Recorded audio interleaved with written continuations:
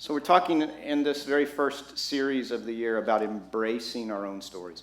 What would it mean for you to embrace your story? Your story. All of it.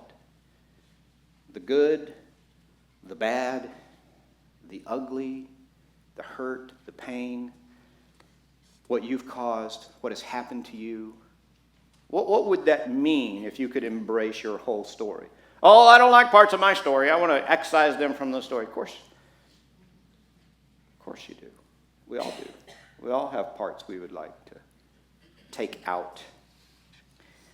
Elizabeth O'Connor says these words, "Each of us is the artist of our own life.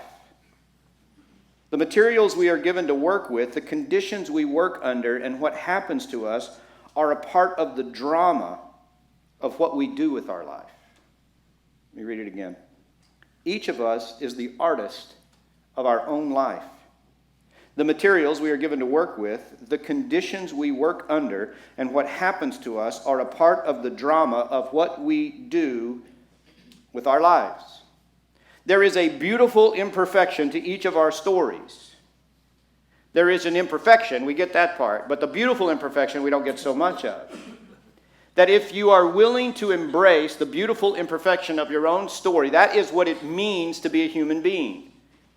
That when we live above that plane, when we pretend that we are just beautiful or we are just imperfect, then we are not being truly human. It's when we can embrace the reality that we are beautifully imperfect that we become fully human.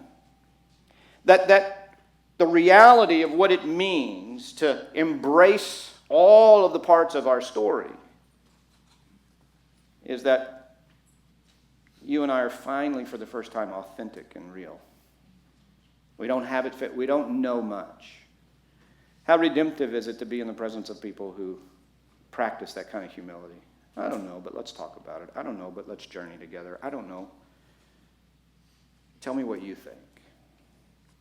If we simply leave our stories at the human level, well, at very best, that's sobering. At worst, that's hopeless. We're not supposed to just embrace our stories and leave them at the human level. We're free to go ahead and embrace all the humanity that we have experienced and lived through, most distinctly because God invites us to be a part of His story.